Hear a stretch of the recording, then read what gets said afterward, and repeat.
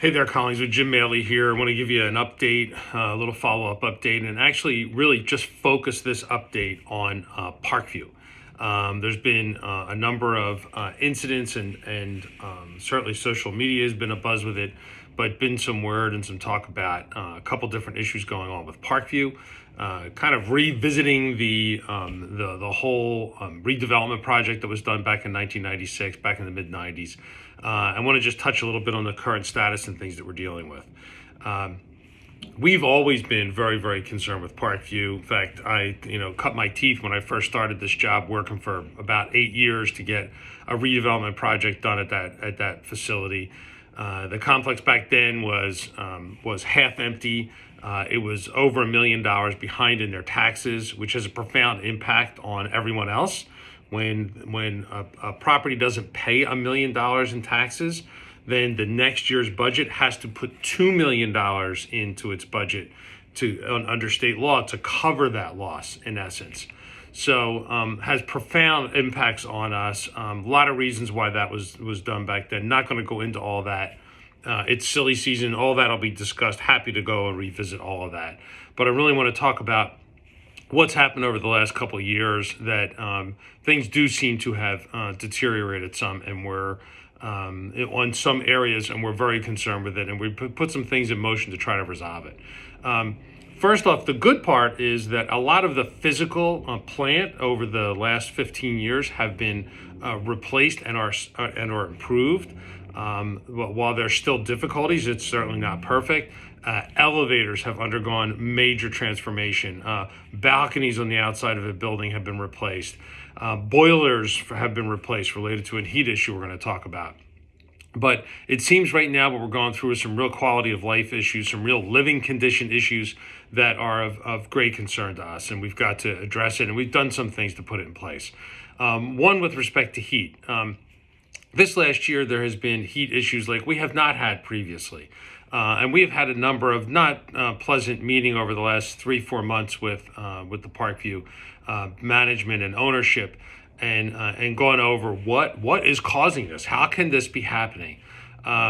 Boilers have been recently replaced. That equipment seems to be in good condition. What it seems has happened is there has been a change in their computerized thermostat system. We were able to get access through us in our regular meetings with them and pushing them. They gave us access to their computerized thermostat system, so that our fire department that does the enforcement here was able to actually view the raw data. When we all looked over that raw data, we found some things that just did not make sense to us. We went over that with them. We brought in actually a consultant that's working with us at the police and fire building, a company called Concord, and brought them in to review the systems to see what was going on, why there were issues with no heat in different parts, different buildings, different parts of buildings. And they consulted, the management actually brought them in, they consulted with them, raised what those minimum temperatures were, and we believe there is some resolution to that. There was, just in the beginning of March, there's been a recent problem in B building. I'm pretty sure it was B building, which was resolved, which was a human issue, was a human maintenance person was doing something wrong. We think we have that cleared up so that should not happen again. But the overall issue with respect to these thermostat controls, these thermostats were reading off that a minimum temperature was set that was above what the state requirements were. The difficulty was that units were not having that. All units were not having that. So we brought someone in to try to get compliance. While we were citing for individual incidents and fining them, that does not fix the issue. It is not enough to just do that. It's you do that citation and that enforcement, but then you also work to find out and to ensure that there's a fix to the problem, that there's something gets changed so that there's compliance. That's what we mean when we say we're always working to get compliance. So we think that is under control. We think that have that resolved. And the other issues that has arisen, which is maybe even more concerned, is security. There was this horrible incident in January of this year where an elderly man was viciously attacked single punch from behind that has left us all a bit shaken. And with that, we've done more of a data review about the number of police calls, because police calls to the complex, not crimes, but police calls, have increased over the last couple of years, and they have to a point where we need to draw the line in the sand.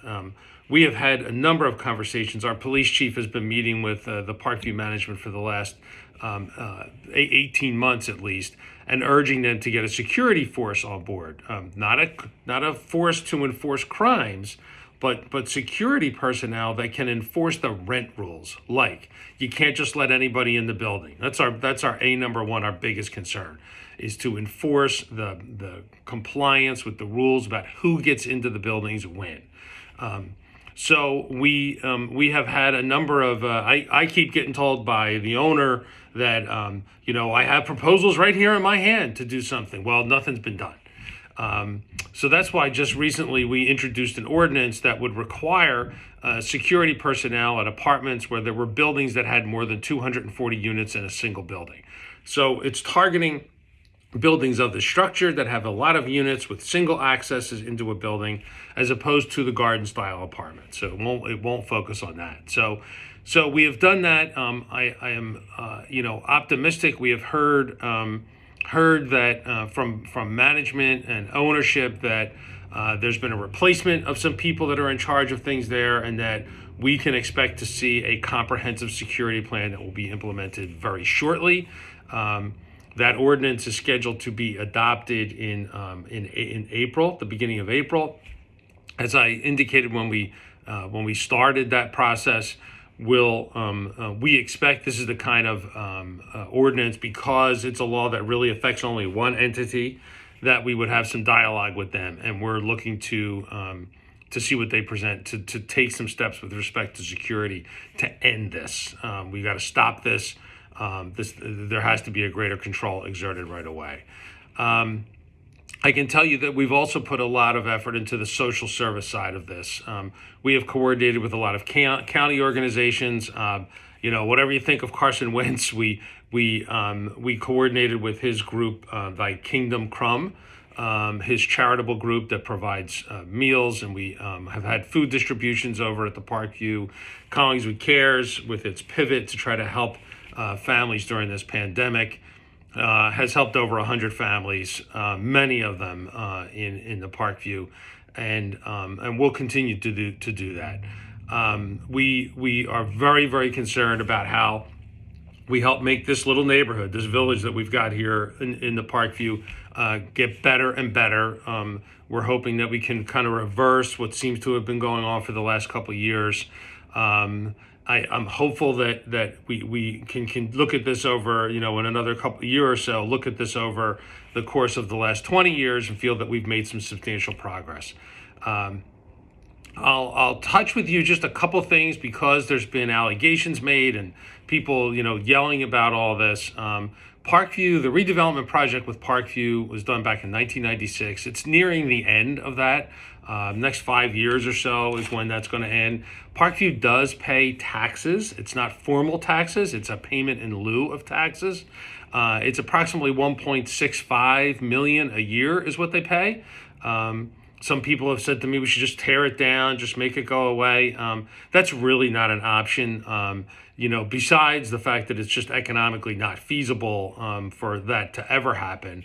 The reality is we have 1,000 units here with 1,000 families that are living here, and we need to do all we can to ensure that their quality of life there is the quality of life that everyone enjoys in Collingswood, and we've been trying to do that. I think we've made some progress on the heat issues. Security, we're hopeful to get that up and running, but we're doing what we can as the local government to get management to step up and get done what they need to get done. So as with everything, if you have any questions, comments, thoughts, don't hesitate to email me, jmaley@collingswood.com. Hopefully most all of you know that by now that we've set up a hotline at the Borough and an email address that you can go for any any complaints that you have, any issues going on. One of the things that's happened through all this is we have successfully gotten Parkview to change that process for reporting issues. Used to be in non-business hours when you emailed into their site, nobody saw it till the next day. So that's been changed now. Hopefully you all have those numbers. If not, I'll try to make sure that with this post that we put those numbers up so that you can see them. I know we have sent letters out to everybody at Parkview to try to make them aware of those numbers.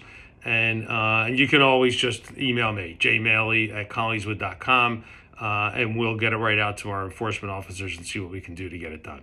Okay?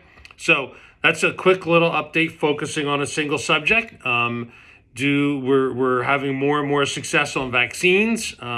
We're being able to line some people up, and hopefully you're going to hear more about that in the next week or two. The J&J vaccine is changing everything for us here in Camden County. We're hopeful by the end of the month there's some major changes in that we can get everybody out and scheduled. Okay, so thanks so much. Be safe, wear a mask, and let's go spring. Thanks.